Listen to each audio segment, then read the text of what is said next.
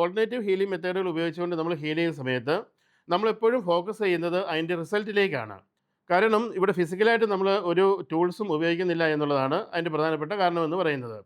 അപ്പോൾ ഫിസിക്കലായിട്ട് ഒരു ടൂളും ഉപയോഗിക്കാതെ ഈ കോൺഷ്യസ് ആയിരിക്കുന്ന ഡിവൈൻ എനർജി ഉപയോഗിച്ചുകൊണ്ട് നമുക്ക് ഒരാളുടെ പ്രശ്നങ്ങളെ നമുക്ക് പരിഹരിക്കാനായിട്ട് നമുക്ക് സാധിക്കണമെന്നുണ്ടെങ്കിൽ ആ ഒരു ഡിവൈൻ എനർജിയുമായിട്ടുള്ള കണക്ഷൻ നമ്മൾ ഡെവലപ്പ് ചെയ്തെടുക്കുകയും അങ്ങനെ ആ ഒരു എനർജി ഫ്രീക്വൻസിയെ അല്ലെങ്കിൽ അങ്ങനെ ആ ഒരു ഹീലിംഗ് എനർജി ഫീൽഡിൻ്റെ ഫ്രീക്വൻസിയെ ഈ ഒരു വ്യക്തിയിലേക്ക് അപ്ലൈ ചെയ്തുകൊണ്ട് ആ ഒരു വ്യക്തിയുടെ എനർജി ഇംബാലൻസുകളെ ശരിയാക്കിക്കൊണ്ട് നമുക്ക് ഒരു പ്രശ്നത്തെ നമുക്ക് പരിഹരിക്കാനായിട്ട് സാധിക്കും.